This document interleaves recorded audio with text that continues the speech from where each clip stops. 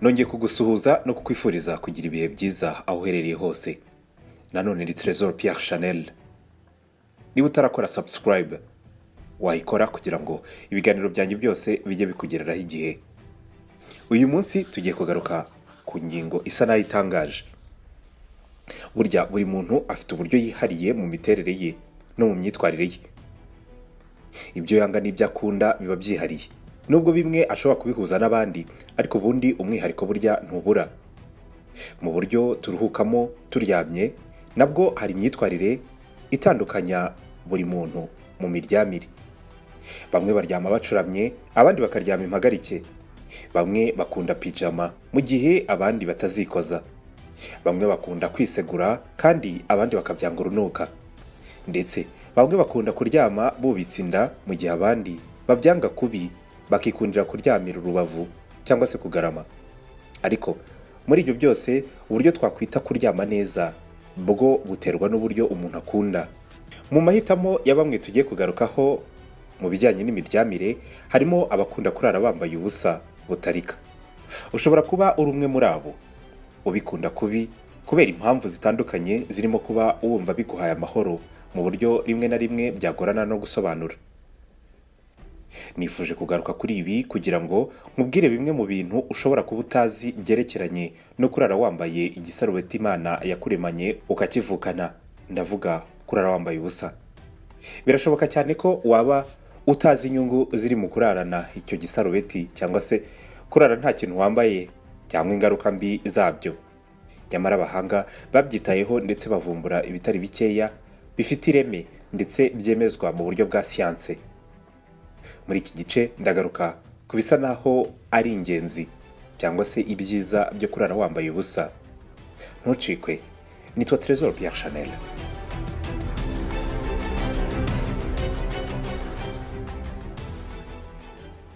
Icyambere wamenya niba ukunda kurara wambaye ubusa nuko byagaragajwe n'abahanga ko bifasha kubona ibitotsi byimbitse.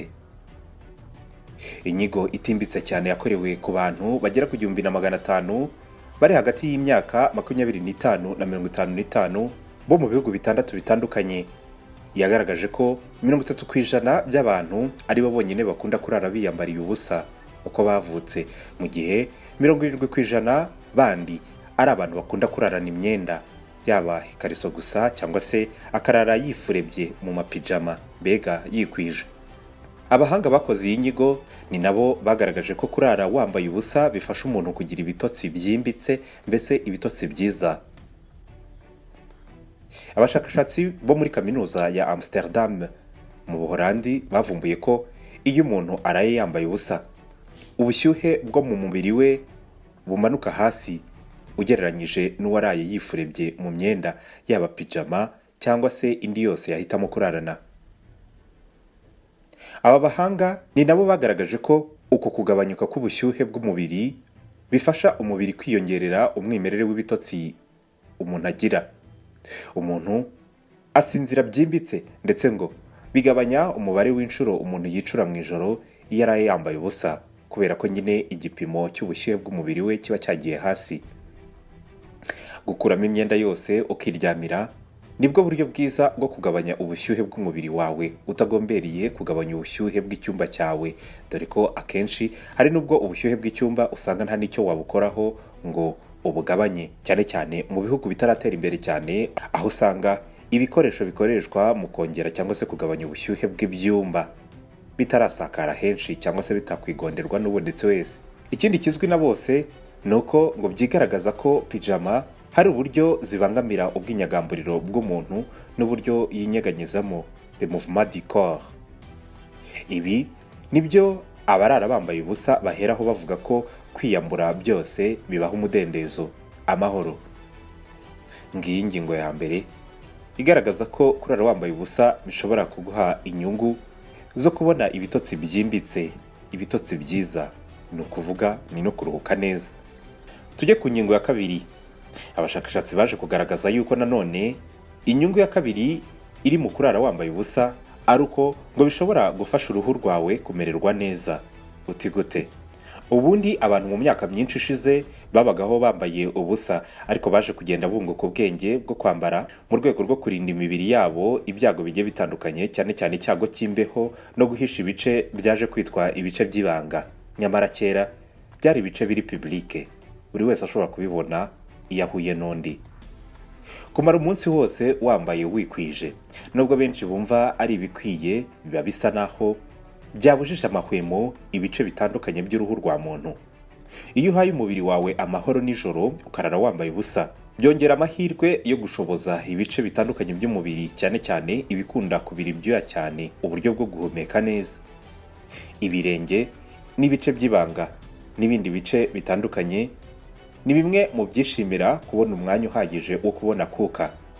Ibi birinda umubiri kugira indwara z'uruhu nka pied de traite bakunda kwita ibimeme, bikunze kwibasira abakinnyi, ari nayo mpamvu babyita pied de traite, bikomoka ku ruhu rutose.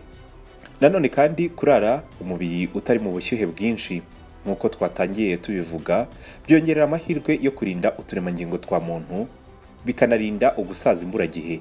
Ibi si ibikabyo, kuba kurara wambaye ubusa byagira uruhare mu kurinda umubiri wawe gusaza imburagihe. Twabibonye ko kurara wambaye ubusa bigabanya ubushyuhe bw'umubiri, bigatuma umuntu agira ibitotsi byimbitse. Ibitotsi kugira ngo bize bibanzirizwa n'ivubuka ry'umusemburo wihariye witwa melatonine, bakunze no kwita umusemburo w'ibitotsi. Abazi bya ya saha yo mu mubiri wacu, ibyo bita horloge biologique, baribuka ko iyo urumuri rw'izuba, mbese amanywa, arangiye, umubiri mu gice cy'ubwonko uhita urekera cyangwa se uhagarika kuvubura umusemburo witwa cortisol, uba ukenewe ku manywa kugira ngo umubiri ubone imbaraga zo gukoresha shuguri z'umunsi. Iyo cortisol iyo irekeye aho kuvubuka, umubiri uhita utangira kuvubura melatonine, imwe twabonye ikomanda ibitotsi, ikabwira umubiri ko ukwiye kuruhuka, bikanagendana n'ibitotsi. Aho bihurira n'uburame nuko uyu musemburo wa melatonine ubwawo ufite ubushobozi bwo kubuza uturemangingo tw'umubiri gushenguka uko twiboneye, ni ukuvuga ukerereza ubusaze. Ibi niyo mpamvu abahanga babiheraho bavuga yuko gusinzira byimbitse, ni ukuvuga ngo iyo melatonine iba yavubutse cyane bitewe n'ubwo bushobozi bwayo ifite bwo gukerereza ubusaze, bikagira inyungu nyinshi ku ruhu rw'umuntu uryama yambaye ubusa. Ingingo ya gatatu mu bijyanye n'ibyo ushobora kuba utaruzi byerekeranye no kurara wambaye ubusa, yigira iti kurara wambaye ubusa bishobora kukurinda gutakaza umusatsi. Ibi nabyo birasa naho bitangaje, nanone bifite aho bihurira n'ubushyuhe.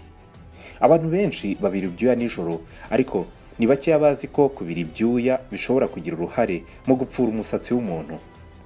Iyo umuntu abize icyuya, ayo matembabuzi yitwa icyuya asohoka mu ruhu arimo umunyu, kandi akenshi uwo munyu usigara ku ruhu rwacu. Abakora siporo barabizi uburyo umunyu ushobora gusigara ku ruhu iyo umaze kuruhuka wari wabize icyuya. Iyo uwo munyu rero usigaye ku ruhu, mu gice cyo ku mutwe, ushobora kwangiza umusatsi aho utereye, ukaba wapfuka byoroshye kubera yangano y'uwo munyu n'uburyo uba watinze aho hantu. Abakoresha za shampoo baba bagamije kwirinda ko ibi bibabaho, ariko byaje no kugaragara ko kurara wambaye ubusa birinda kubira ibyuya mu gice cy'umutwe, bityo bigafatwa nk'uburyo bwiza bwo kwirinda gutakaza umusatsi. Ingingo ya kane mu byo ukwiye kumenya ku bigendanye no kurarana cya gisarubeti n'ise karemano, ni uko burya ngo binafasha mu kugira imyanya y'ibanga iguwe neza kandi ifite ubuzima bwiza, nubwo hari n'abavuga ko bifasha mu kugira ngo imyanya y'ibanga ikure, ariko ibi abahanga ntibabitinzeho.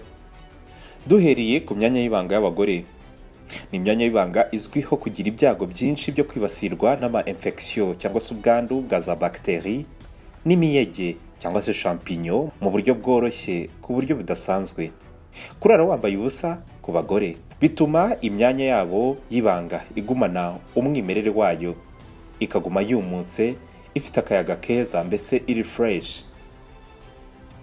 Ibyo nta kabuza bigomba gufasha iyo myanya y'ibanga mu kwirinda ubwandu ubwo ari bwo bwose bwibasira inzira y'inkari yabo, voie urinaire cyangwa se infection urinaire, cyangwa se nanone ikarinda imyanya y'ibanga mu gice cy'imyibarukiro, ibyo bita infection vaginale nayo ishobora kuhibasira.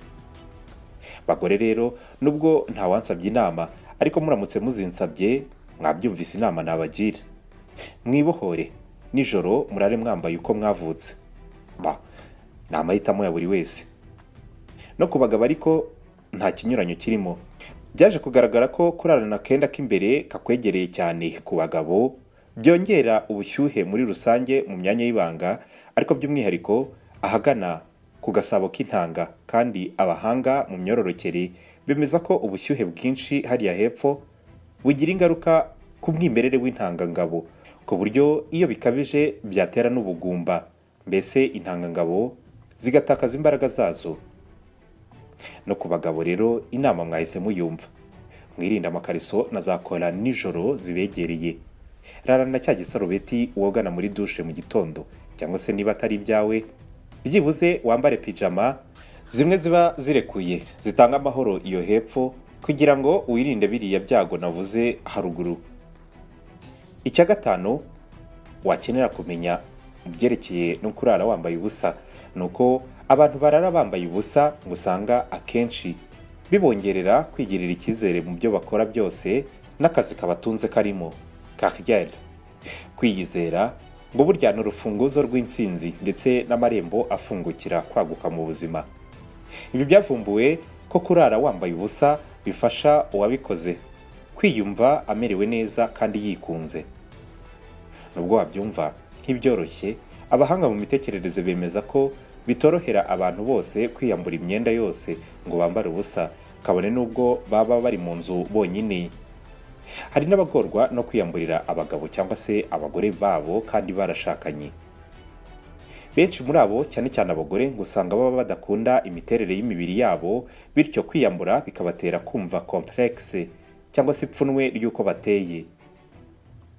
Ibi rero nibyo bituma abapsikologe bemeza ko kurara wambaye ubusa birema icyizere mu muntu, akikunda kandi akumva ko yiyishimiye uko ari, ndetse akiyakira bikamuha n'akanyabugabo ko kwiyizera mu kazi ke ka buri munsi.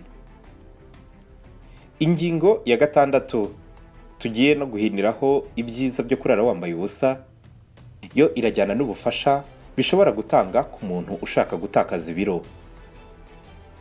Nibyo, kurara wambaye ubusa bishobora kugufasha kugabanya ibiro. Iyi ngingo yibajijweho na benshi bashaka aho kurara wahaye ubwigenge bwuzuye umubiri wawe wose byahurira no kunanuka. Nubwo bidakuraho ibindi bikenerwa mu gukoresha umubiri imikoro igamije kugabanya ibinure, kuryama wambaye ubusa nabyo ngo ni ubundi buryo abahanga bo mu kigo cyitwa National Institute of Health muri Leta Zunze Ubumwe za Amerika bemeje ko bwagira uruhare mu gutakaza ibiro. Aba bashakashatsi bemeje ko kurara wambaye ubusa bishyira umubiri ku bushyuhe bwo hasi nk'uko twabibonye ugereranyije n'abarara bambaye imyenda, kandi ngo gusinzira wambaye ubusa ni ukuvuga kuri ubwo bushyuhe bwo hasi ntibigira uruhare mu gutanga ibitotsi byimbitse gusa nk'uko twabibonye, ahubwo binagira uruhare runini mu mikorere y'umubiri muri rusange, ibyo bita metabolisme. Ibi ngo bifasha umubiri mu byo bita metabolisme, ari byo bigaragaza uburyo umubiri ukoramo n'uburyo ukoreshamo ingufu ziva mu byo tuba twariye, no gukoresha ingufu ziva mu bubiko bw'umubiri bw'intungamubiri tuba twaradepye tutabyitayeho. Mu ijoro ngo nibwo bikorwa neza, ari nayo mpamvu byongera amahirwe yo kwirinda diabete, kuko nyine ubwo bubiko bw'amasukari buba bwakoreshejwe cyane. Umusemburo wa cortisol nawo ubigiramo uruhare. Iyo umuntu araye mu bushyuhe bwinshi, ngo ingano ya cortisol iguma yiyongera mu mubiri nijoro, kandi ubundi iyi cortisol ivubuka mu gitondo tukanayirirwana umunsi wose kugira ngo itange komande y'irekurwa ry'isukari mu mubiri, kugira ngo umubiri ubone imbaraga ukoresha zikenerwa mu bikorwa by'umunsi. Iyo cortisol ubundi irekeraho kuvubuka iyo ijoro riguye, urumuri rw'izuba cyangwa amanywa rurangiye. Ariko iyo umubiri uraye mu bushyuhe bwinshi, iyo cortisol iguma ivubuka, bikongera isukari mu mubiri, kandi cyakabaye igihe cyo gukoresha ibinure n'indi sukari byari bisanzwe bibitswe mu mubiri.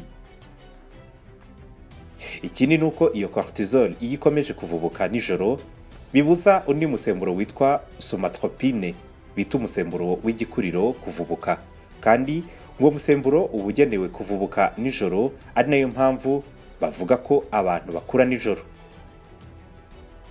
Iyo cortisol rero ya nijoro iburizamo ivuka rya somatropine, bigatuma umuntu adakura neza kandi bikanaburizamo ukororoka k'uturemangingo tw'umubiri. Nubwo bwose twabonye yuko na melatonine nayo igira uruhare mu gutinda gusazisha uturemangingo tw'umubiri.